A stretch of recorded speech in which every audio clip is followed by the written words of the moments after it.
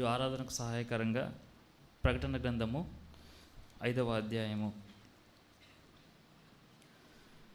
ప్రకటన గ్రంథము 5వ అధ్యాయము 5వ వచనం నుంచి 12వ వచనం వరకు నేను చదువుతూ ఉన్నాను. ప్రకటన గ్రంథము 5వ అధ్యాయము 5 నుంచి 12.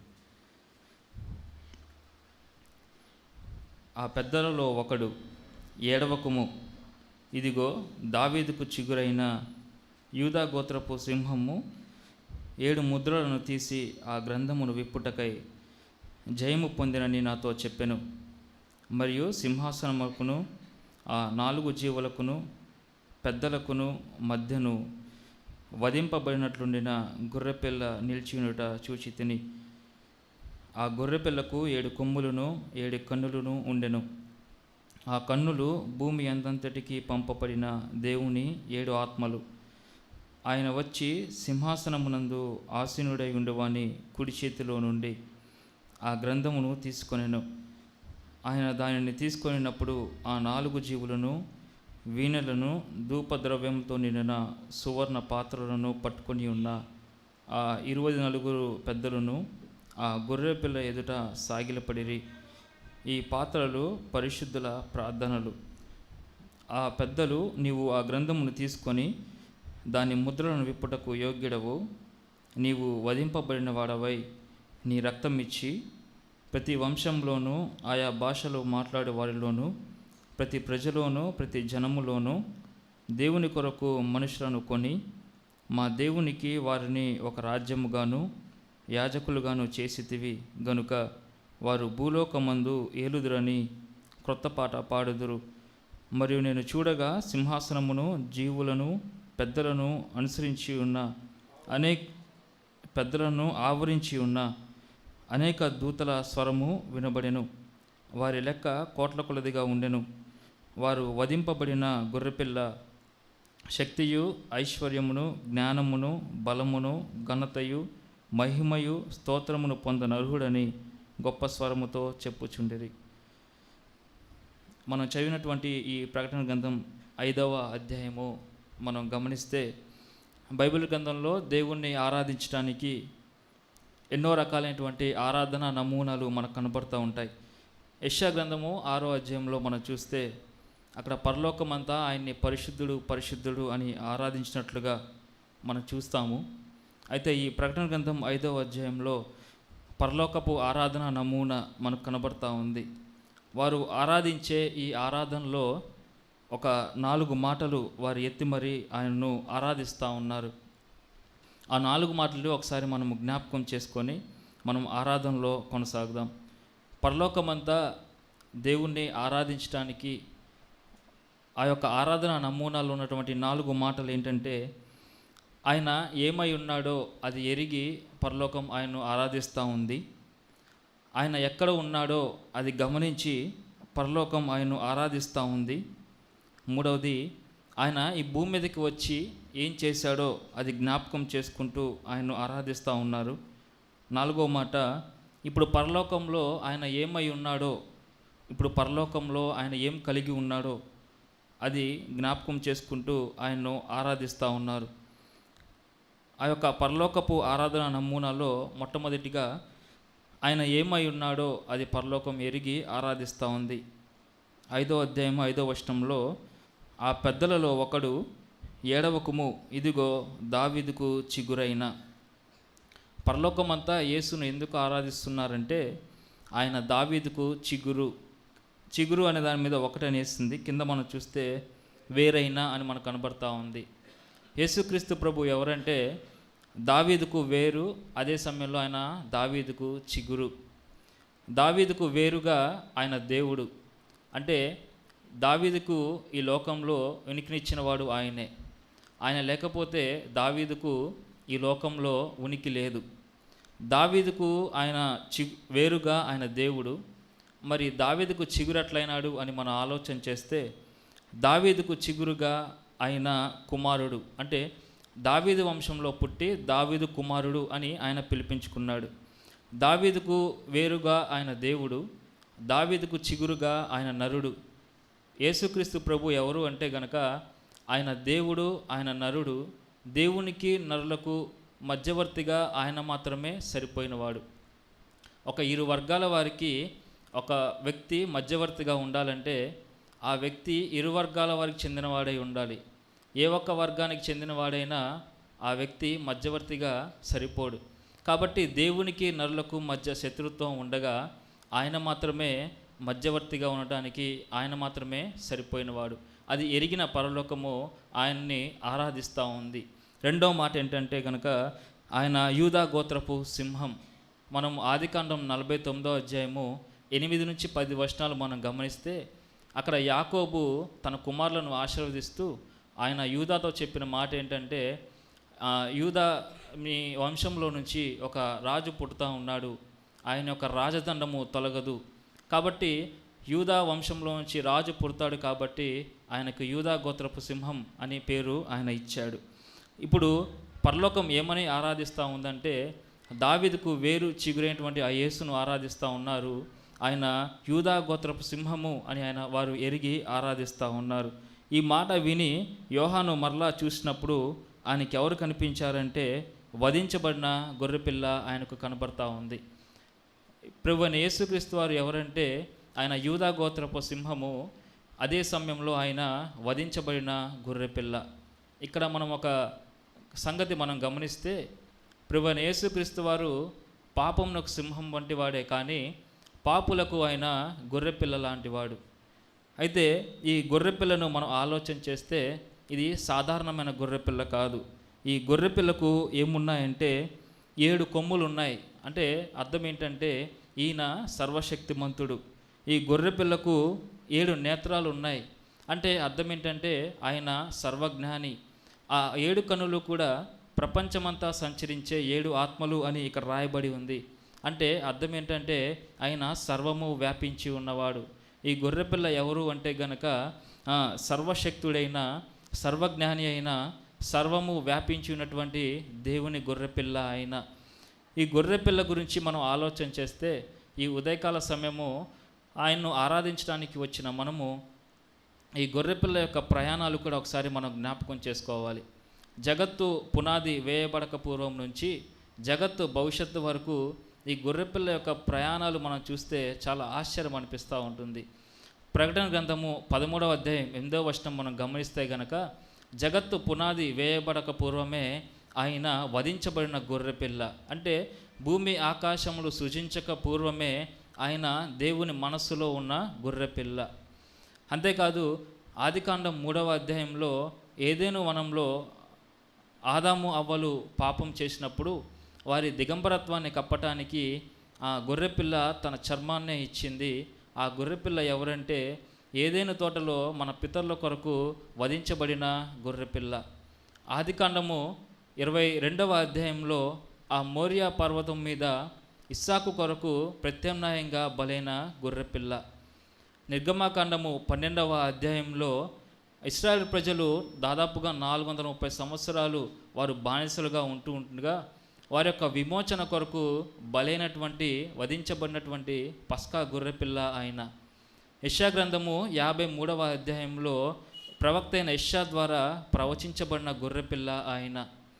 యోహాను సువార్త 1వ అధ్యాయము 29వ వచనంలో బాప్తిస్మమిచ్చు యోహాను ద్వారా లోకమునకు ప్రదర్శించబడిన గొర్రెపిల్ల ఆయన. యోహాను సువార్త 19వ అధ్యాయంలో పిలాతు ద్వారా ఇదిగో ఈ మనుష్యుడు అన్నప్పుడు లోక పాపముల కొరకు ప్రదర్శించబడిన గొర్రెపిల్ల ఆయన. ఇప్పుడు మనం చదివినటువంటి ఈ 5వ అధ్యాయంలో ఆయన ఎవరు అంటే గనక పరలోకపు అంతఃపురంలో కనబడుతున్నటువంటి గొర్రెపిల్ల ఆయన. అంటే జగత్తు పునాది వేయబడక పూర్వం నుంచి జగత్తు భవిష్యత్తు వరకు చాలా అద్భుతంగా ప్రయాణం చేసినటువంటి ఈ గొర్రెపిల్లను వారు ఎరిగి పరలోకము ఆయన్ను ఆరాధిస్తూ ఉంది. కాబట్టి ఉదయకాల సమయము ఆయన్ను ఆరాధించడానికి వచ్చిన మనము ఆయన ఎవరో మనము ఎరిగితే తప్పకుండా మనము ఆయన్ను రాజుల రాజు అని, ప్రభువుల ప్రభు అని మనము ఆరాధించగలం. గతించిన వారంలో ఈరోజు మనం ఆయన రాజుగా ప్రభువుగా ఆరాధించడానికి వచ్చిన మనము గత వారంలో ఆయన ప్రభుత్వానికి లోబడకుండా ఈరోజు మనము ఆయన ఆరాధిస్తే గనక మనము ఆరాధికులంగా కాలేము. అది ఒక మాట. రెండవ మాట ఏంటంటే పరలోకము ఎందుకని ఆయన ఆరాధిస్తూ ఉందంటే ఆయన ఎక్కడ ఉన్నాడో అది గమనించి వారు ఆరాధిస్తూ ఉన్నారు. చూడండి 5వ అధ్యాయము 6వ వచనంలో ఈ మాట మనకు కనబడుతుంది. మరియు సింహాసనమునకును ఆ 4 జీవులకును పెద్దలకును ఎక్కడున్నాడంటే ఆయన మధ్యన ఉన్నాడు. ఆయన ప్రభువైన యేసుక్రీస్తు వారు ఆయన మధ్యలో ఉండడానికి ఇష్టపడేవాడు. ఆయన ఎక్కడో మనం చివరన కూర్చోబెడితే కూర్చుండేవాడు కాదు. ఆయన ఎక్కడో చిగురులో ఉండేవాడు కాదు. ఆయన మన జీవితంలో కేంద్రంగా ఉండడానికి ఆయన ఇష్టపడతా ఉన్నాడు. ఇదే విషయాలు మనం బైబిల్ గ్రంథం నుంచి మనం కొన్ని వాక్యాలు గమనిస్తే ఆయన భూమి మీద 12 సంవత్సరాల ప్రాయంలో ఉన్నప్పుడు ఆయన శాస్త్రులు, పెద్దలు, పండితుల మధ్యలో కూర్చొని ఆయన దేవుని యొక్క వాక్యాన్ని ఆలోచన చేస్తూ ఉన్నాడు. లూకాసు వార్త 2వ అధ్యాయం 46వ వచనంలో ఆ మాట మనం గమనిస్తే యేసుక్రీస్తు ప్రభువారు మధ్యలో ఉన్నట్లుగా మనం చూస్తాం. అంతేకాదు ఆయన పరిచర్య చేస్తూ ఉన్నప్పుడు ఆయన సుంకరులు, పాపుల మధ్యలో ఉన్నాడు ఆయన. అంటే లూకాసు వార్త 15వ అధ్యాయం 1 వచనాల్లో మనం చూస్తే ఆ మాట మనకు కనబడుతూ ఉంటుంది. అంతేకాదు సిలువ వేయబడినకు వచ్చినప్పుడు కుడివైపు ఒక దొంగ, ఎడమవైపు ఒక దొంగ ఉన్నాడు. అయితే ఆయన సిలువలో కూడా మధ్యలో సిలువ వేయబడ్డాడు. సిలువలో ఆయన మధ్యలో ఉండడమే కాదు, ఆయన ఆకాశానికి భూమికి మధ్యలో ఆయన వేలాడినట్లుగా మనం చూస్తూ ఉన్నాం. అంతేకాదు ఇక్కడ మనం చూసినట్లుగా ఈ 5వ అధ్యాయం 6వ వచనంలో ఆయన ఆ సింహాసనానికి 4 జీవులకు మధ్యలో ఉన్నట్లుగా మనం చూస్తూ ఉన్నాం. నిన్న విజ్ఞాపనలో కూడా మనం జ్ఞాపకం చేసుకున్నాము. ఎక్కడైతే ఆయన నామంలో 2-3 కూడి ఉంటారో వారి మధ్యలో ఉండడానికి ఆయన ఇష్టపడేవాడు. కాబట్టి గత వారంలో మనము దేవునికి మన హృదయంలో కేంద్రస్థానాన్ని ఇచ్చామా లేదా? ఇవ్వకుండా మనము గతించిన వారంలో మన ఇష్టానుసారంగా మనం బ్రతుకుతూ దేవుణ్ణి ఎక్కడో కూర్చోబెట్టి మనకు తోచినట్లుగా మనం జీవిస్తూ ఈరోజు వచ్చి మనము ఆయన్ను ఆరాధిస్తూ ఉన్నామంటే మనము ఆరాధికులము కాలేము. కాబట్టి గత వారంలో యేసుక్రీస్తు ప్రభువుకి మన జీవితంలో మనం ఏ స్థానం ఇచ్చామో అది ఒకసారి మనం పరీక్షించుకుంటూ ఆయన మనము ఆరాధించాలి. 3వ మాట ఏంటంటే కనుక 9-10 వచనాల్లో వారు ఈ విధంగా ఆరాధిస్తూ ఉన్నారు. ఆ పెద్దలు, నీవు ఆ గ్రంథమును తీసుకొని దాని ముద్రలను విప్పుటకు యోగ్యుడవు, నీవు వధింపబడిన వాడవై నీ రక్తమిచ్చి ప్రతి వంశంలోనూ ఆయా భాషలు మాట్లాడే వారిలోనూ ప్రతి ప్రజలోనూ ప్రతి జనములోనూ దేవుని కొరకు మనుషులను కొని మా దేవునికి వారిని ఒక రాజ్యముగాను యాజకులుగాను చేసితివి. ఇక్కడ 3 ప్రాముఖ్యమైన మాటలు మరలా మాకు కనబడుతూ ఉన్నాయి. ఆయన ఈ లోకంలోకి వచ్చిన తర్వాత ఆయన ఏం చేశాడంటే కనుక ఆయన తన యొక్క రక్తాన్ని మన కొరకు కార్చాడు. ఆయన రక్తం ద్వారా మనకు పాప క్షమాపణ మనకు కలిగింది. ఎఫెసీ పత్రిక 1వ అధ్యాయం 7వ వచనంలో ఆ మాట మనం చూస్తాం. ఆయన యొక్క రక్తం ద్వారా మనకి విమోచన కలిగింది. కొలస్సీ పత్రిక 1:14లో ఆ మాట మనం చూస్తాం. ఆయన యొక్క రక్తము ద్వారా దేవునితో మనల్ని సమాధానపరిచాడు. రోమాపత్రిక 5వ అధ్యాయం 10వ వచనంలో ఆ మాట మనం చూస్తాం. ఈరోజు ఇక్కడ దేవుణ్ణి ఆరాధించడానికి వచ్చిన మనము మన పాపం నుంచి మనం క్షమించబడ్డాము, మన పాపంలో నుంచి మనం విమోచించబడ్డాము, మన పాపంలో నుంచి దేవునితో ఆయన మనల్ని సమాధానపరిచాడు అని మనము గుర్తెరిగితే ఈరోజు ఆయన మన కొరకు చిందించినటువంటి ఆ రక్తాన్ని బట్టి దేవుణ్ణి మనము ఆరాధించే వారంగా ఉంటాం. ఆయన రక్తాన్ని చిందించడం మాత్రమే కాదు, ఆయన మనల్ని కొన్నాడు. అంటే సృష్టికర్త అయిన దేవుడు ఆయనే మనల్ని చేసుకున్నాడు. తర్వాత ఏం చేశాడంటే ఆయనే తన యొక్క రక్తాన్ని ఇచ్చి మనల్ని కొన్నాడు. మనల్ని ఏ స్థితిలో ఉన్నప్పుడు కొన్నాడు అంటే గనక మనం భయంకరమైన పాపపు స్థితిలో పాపపు బానిసత్వం చేస్తూ ఉన్నప్పుడు ఆయన తన రక్తాన్ని ఇచ్చి మనల్ని కొన్నాడు. అంటే మనము మన శరీరానికి బానిసలుగా ఉన్నప్పుడు, అపవాదికి మనం బానిసలుగా ఉన్నప్పుడు, మన స్వయానికి మనం బానిసలుగా ఉంటూ ఉన్నప్పుడు మనలో ఉన్నటువంటి ప్రతి ఒక్క బలహీనతను సాతాను దాన్ని ఒక తాడుగా చుట్టి మనల్ని కూర్చోబెట్టి ఒక సంతలో కూర్చోబెట్టినట్లుగా ఉన్నప్పుడు ఆయనే మనం సృజించాడు. కాబట్టి ఆయనే మరలా మనల్ని విమోచించడానికి తన యొక్క రక్తాన్ని చిందించి ఆయన తన అమూల్యమైన యవ్వనమైన రక్తాన్ని మన కొరకు చిందించి ఆ యొక్క బానిస బ్రతుకు నుంచి ఆయన మనల్ని కొన్నాడు. కొనడం మాత్రమే కాదు, ఆయన మనల్ని ఏం చేశాడంటే కనుక దేవునికి వారిని ఒక రాజ్యముగాను యాజకులుగాను చేశాడు. ఆయన దేవుడికి మనల్ని ఎట్లా చేశాడంటే ఒక రాజ్యంగాను యాజకులుగాను చేశాడు. అంటే చక్రవర్తి ఆయన, సామంతరాజులుగా మనల్ని చేసుకున్నాడు. ప్రధాన యాజకుడుగా ఆయన ఉన్నాడు. ఆయన యొక్క తోటి యాజకులుగా ఆయన మనల్ని చేసుకున్నాడు. అంటే ఇది గమనించిన పరలోకము ఆయన్ను ఆరాధిస్తూ ఉన్నారు. ఆ 24 పెద్దలు చేసే పని ఆరాధనే, ఆ 4 జీవులు చేసే పని ఆరాధనే, ఆ కోట్లానుకొల దేవదూతలు చేసే పని ఆరాధనే. కాబట్టి అది గమనించిన పరలోకం ఆయన నిత్యము ఆరాధిస్తూ ఉన్నారు. ఇక్కడికి చేరి వచ్చిన మనము ఆయన యొక్క రక్తం ద్వారా విమోచించి క్షమించబడి సమాధానపరచబడి తర్వాత భయంకరమైన బానిసత్వం నుంచి విమోచించబడి ఆయన యొక్క రాజ్యంగా యాజకులుగా చేసుకున్న మనము ఆ విషయాన్ని మనం గమనించకపోతే ఆయన్ని మనము ఆరాధించే వారంగా మనం ఉండలేం. కాబట్టి ఆ కారణాన్ని ఒకసారి మనం జ్ఞాపకం చేసుకుంటూ దేవుణ్ణి ఆరాధించాలి. 4వ మాటగా ఆయన ఇప్పుడు పరలోకంలో ఏమై ఉన్నాడో ఆ మాటలు ఇక్కడ మనం చూస్తాము. దాన్ని బట్టి కూడా పరలోకం వారిని ఆరాధిస్తూ ఉంది. ఆ మాట మనం చూస్తే 12వ వచనంలో వారు వధింపబడిన గొర్రెపిల్ల ఏమై ఉన్నాడంటే శక్తి కలిగి ఉన్నాడు. అంటే భూమి మీద ఆయన శక్తి లేనివాడిగా, ఒక శక్తిహీనుడిగా బ్రతికాడు. ఎవరైనా కొట్టినా ఏం మాట్లాడలేదు, ఎవరైనా పొమ్మన్నా కూడా ఏమీ మాట్లాడకుండా వెళ్ళిపోయాడు. ఆయన భూమి మీద జీవించినప్పుడు శక్తిహీనుడిగా జీవించాడు. కానీ ఇప్పుడు పరలోకంలో ఆయన శక్తిమంతుడు. 2వ మాట ఐశ్వర్యమును కూడా ఆయనే. భూమి మీద ఉన్నప్పుడు నక్కలకు బొరియలు ఉన్నాయి, ఆకాశ పక్షులు గూళ్ళు ఉన్నాయి, కానీ మనుష్య కుమారుడు తలదాచుకోవడానికి స్థలము లేదు అని చెప్పిన ఆయన ఇప్పుడు ఆయన పరలోకంలో ఐశ్వర్యవంతుడు. 3వది జ్ఞానము ఆయనే. ఈ భూమి మీద జీవించి ఉన్నప్పుడు ఆయన చెప్తున్న మాటలను అర్థం చేసుకోలేని వారు పిచ్చి వాళ్ళ మాట్లాడుతున్నావు, పిచ్చి పట్టిందా నీకు అన్నట్లుగా ఆయన చూశారు. అయితే ఇప్పుడు ఆయన పరలోకంలో జ్ఞానము ఆయనే. 4వ మాట బలము ఆయనే. ఈ భూమి మీద ఉన్నప్పుడు బలహీనునిగా ఆయన బ్రతికాడు. విమర్శించే వాళ్లకు తను తాను అప్పగించుకున్నాడు. గెడ్డం పెరిగే వాళ్ళకి గెడ్డను అప్పగించుకున్నాడు. గుద్దేవారికి వీపును అప్పగించుకున్నాడు.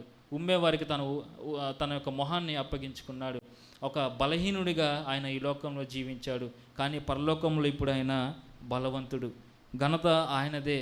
ఈ పరలోకంలో ఈ భూమి మీద ఉన్నప్పుడు ఆయన చాలామంది చాలా రకాలుగా అన్నారు. తిండిపోతన్నారు, త్రాగుబోతన్నారు, సమరయుడు అన్నారు, బయల్జిబూల్ అన్నారు. ఇవన్నీ కూడా ఏమన్నా సరే ఆయన ఏమీ మాట్లాడలేదు, మౌనంగా ఉన్నాడు. ఈ లోకము ఆయన్ను ఘనహీనునిగా చూసింది. కానీ పరలోకంలో ఇప్పుడు ఆయన ఘనుడు.